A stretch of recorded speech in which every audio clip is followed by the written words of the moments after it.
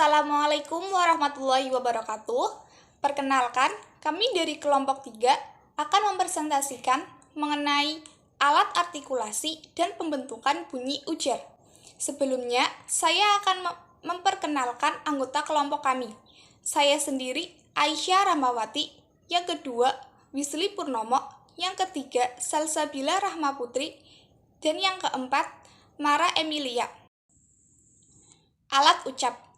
Alat-alat ucap secara linguistik digunakan untuk menghasilkan bunyi bahasa sewaktu berujar. Cara kerja dari alat ucap itu antara lain sebagai berikut. 1. Paru-paru atau lung. Paru-paru adalah sumber arus udara yang merupakan syarat mutlak terjadinya bunyi bahasa. Kalau arus udara datang dari paru-paru disebut arus udara agresif. Dan kalau arus udara datang dari luar paru-paru disebut arus udara ingresif. Lalu bunyi yang dihasilkan. Bunyi yang dihasilkan jika arus udara datang dari paru-paru disebut bunyi agresif. Dan jika arus udara datang dari luar paru-paru disebut bunyi ingresif. 2. Pangkal tenggorok atau laring. Pita suara, glotis, dan epiglotis. Pangkal tenggorok adalah sebuah rongga yang berada di ujung saluran pernafasan yang di ujungnya ada sepasang pita suara. Celah di antara pita suara disebut glotis. Bila glotis dalam keadaan terbuka lebar, tidak ada bunyi yang dihasilkan. Bila glotis dalam keadaan terbuka agak lebar, akan terjadi bunyi tak bersuara. Bila glotis dalam keadaan terbuka sedikit, akan terjadi bunyi bersuara. Bila glotis dalam keadaan tertutup rapat, akan terjadi bunyi hamzah. Proses pembunyian itu dibantu oleh epiglotis yang bertugas untuk membuka dan menutup jalan nafas dari paru-paru dan ke paru-paru. Selanjutnya, presentasi akan dilanjutkan oleh teman saya yang bernama Wisli Purnomo. Assalamualaikum warahmatullahi wabarakatuh. Saya Wisli Purnomo akan melanjutkan presentasi dari Aisyah Rahmawati. Yang ketiga, rongga kerongkongan atau faring. Rongga kerongkongan atau faring adalah sebuah rongga yang terletak di antara tenggorokan dengan rongga mulut dan rongga hidung. Faring berfungsi sebagai tabung udara. Yang keempat, langit-langit lunak atau velum, anak tekak atau uvula, dan pangkal lidah atau dorsum.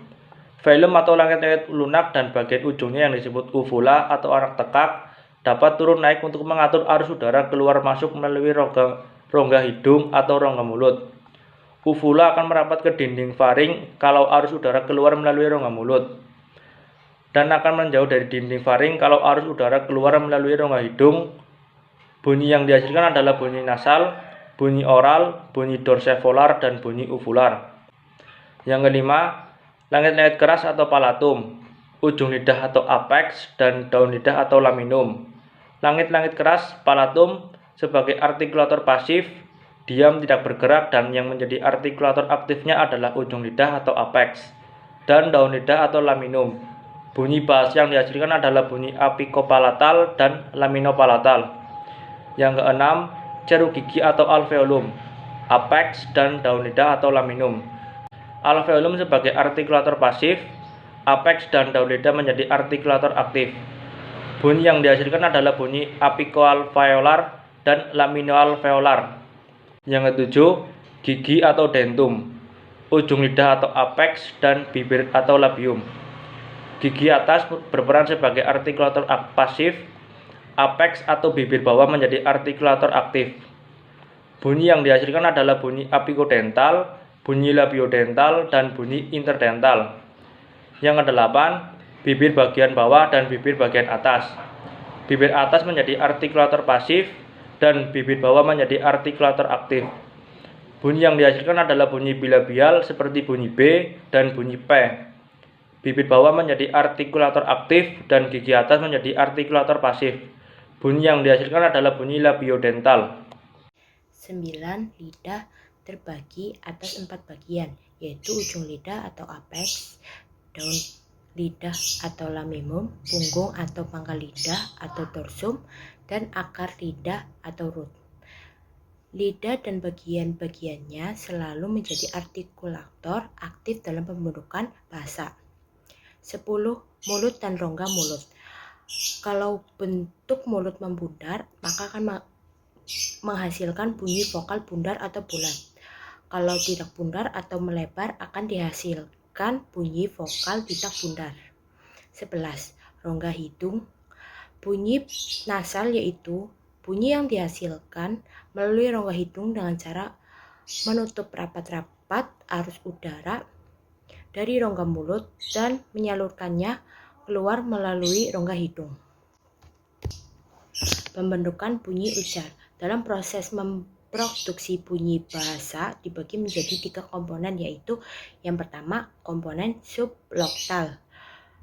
Komponen subglottal terdiri dari paru-paru kiri dan kanan, saluran bronkial, dan saluran pernafasan atau trakea, dan ada juga otot-otot paru-paru dan rongga dada berfungsi untuk memberi arus udara yang merupakan syarat mutlak untuk terjadinya bunyi bahasa. Yang kedua, komponen laring atau tenggorok. Komponen laring atau tenggorok merupakan kontak yang terbentuk dari tulang rawan yang berbentuk lingkaran dan di dalamnya terdapat pita suara.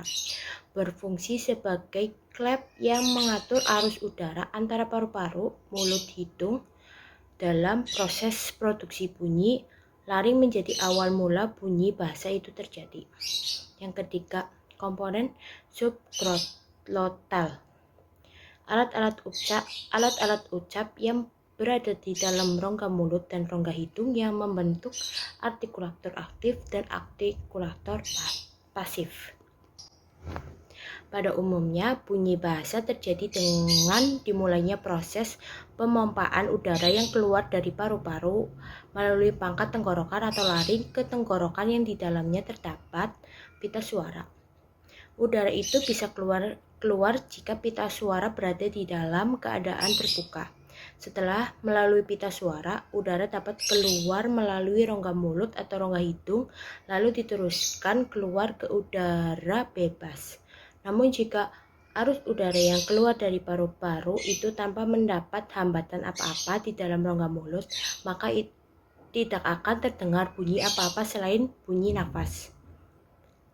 Ada 4 macam posisi glotis, yaitu glotis terbuka lebar, glotis terbuka agak lebar, glotis terbuka sedikit, dan glotis tertutup rapat. Namun bunyi bahasa akan terbentuk apabila posisi glotis terbuka agak lebar, glotis terbuka sedikit, dan glotis tertutup rapat. Posisi glotis agak terbuka lebar maka akan menghasilkan bunyi tak bersuara karena pita suara tidak turut ikut bergetar. Akibatnya, dari mudahnya arus udara dari paru-paru melalui pita suara yang glotisnya cukup terbuka.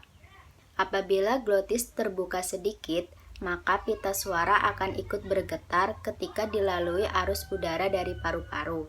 Maka terjadilah bunyi bersuara. Jika glotis tertutup rapat dan udara yang terhambat diletupkan, maka terjadi bunyi glottal atau disebut juga bunyi hamzah. Setelah melewati pita suara yang merupakan tempat awal terjadinya bunyi bahasa, maka arus udara diteruskan ke rongga mulut atau rongga hidung yang merupakan tempat alat-alat ucap terdapat. Setelah melewati pita suara, arus udara ini berubah menjadi arus ujar. Jika arus ujar ini sebelum keluar dari mulut banyak diganggu oleh posisi lidah dan bentuk mulut, maka akan terbentuk bunyi vokal. Tetapi jika arus ujar itu diganggu dengan hambatan oleh alat-alat ucap, maka terjadilah bunyi konsonan. Jika arus udara yang terhambat itu dikeluarkan melalui rongga mulut, maka akan menghasilkan bunyi yang disebut bunyi oral.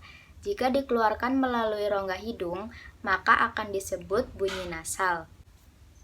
Sekian materi yang dapat kami sampaikan. Apabila dari materi-materi yang kami sampaikan masih banyak kekurangan, kami mohon maaf. Terima kasih. Wassalamualaikum warahmatullahi wabarakatuh.